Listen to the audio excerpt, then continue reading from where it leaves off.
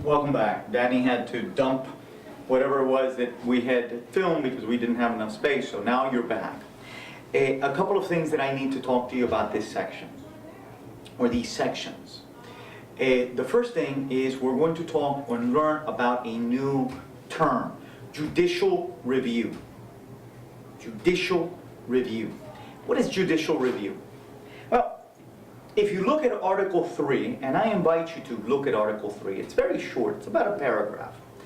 It doesn't give the Supreme Court any decision-making power. It was assumed that the Supreme Court generally knew what it was going to do. But that created a lot of controversy.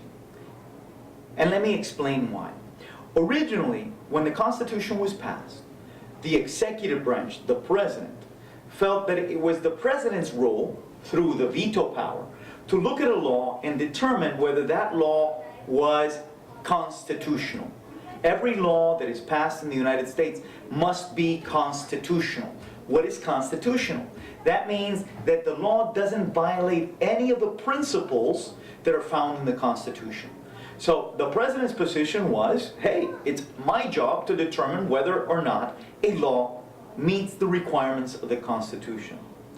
On the other end, Congress felt that it was their job, because why would they pass a law that did not meet the requirements of the Constitution?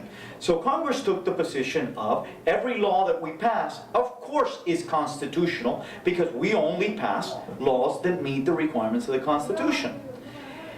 The third party is the courts, the Supreme Court. And the Supreme Court took the position of, that's what courts do. It compares two things and determines what the differences are. A law is different than the Constitution, therefore the law doesn't hold up. The law must be found to be bad. Okay? That's what judicial review is. And this argument went back and forth, and there was no decision. All three branches took that position until one case.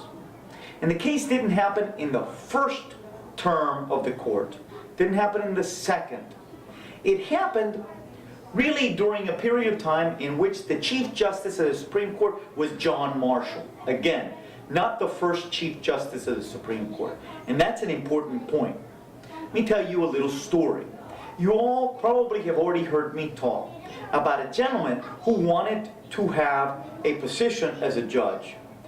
As John Adams is President of the United States, and he is now leaving office, it's the end of his term. He's already been president, he's now going home to be a regular fellow, just like you and I. At the very end, in the last few minutes, he needed to sign certain orders appointing a number of people to be what are called justices of the peace. All you need to know is that that is a judge. Now, he signed these orders and he gave it to the individual with the power of taking the names to Congress to have them approved. It was just that function. To take the names, Congress would approve them, they would have their job. But you see, the gentleman who was in charge of that function was too busy himself. He didn't take the names. Interestingly enough, that fellow's name was John Marshall. The same John Marshall we talked about. Now, what happened? In comes the new president. The new president is from a different political party.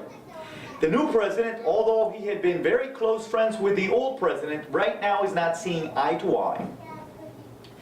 And the individual charged, the secretary at that point, was none other than Mr. Madison. Mr. Madison, you probably have heard about him because he was instrumental in the creation of the Constitution, probably says to the president, what do you want me to do with these appointments? And Thomas Jefferson, not being really in the ins with John Adams, being in a different political party than John Adams, says do nothing. So, he doesn't take the names to Congress. The effect of that is that this guy, Marbury, doesn't get his job. Marbury thinks it's very unfair. I should get my job. You know, what did I do to these people? And he files a lawsuit. In the meantime, Marshall, John Marshall, is appointed a justice to the Supreme Court of the United States. He becomes appointed the Chief Justice of the Supreme Court of the United States. Well, the case of Marbury versus Madison reaches the Supreme Court. So Mr. Marbury is feeling really good about himself. This is the guy that was supposed to take my name. I was in the ins with his political party. He's going to make right. He's going to realize that it was wrong. He's going to say that I'm right and that Madison is wrong by not taking my name. So he's feeling really good about himself. Apparently there was a law that required, that Congress had passed, requiring the executive branch to take certain actions. Congress is telling the executive branch what to do. So the case finally gets before the Supreme Court. Remember, that decision as to who determines whether a law is constitutional or not is still up in the air. Now, the court listens to the argument and the Chief Justice writes the opinion. The opinion basically says this: Mr. Marbury, you lose. Basically what the Supreme Court Chief Justice says is that the law would require Madison to take the names to Congress to have them given jobs. But it said, look, Congress doesn't have the right under the Constitution to tell the executive branch what to do.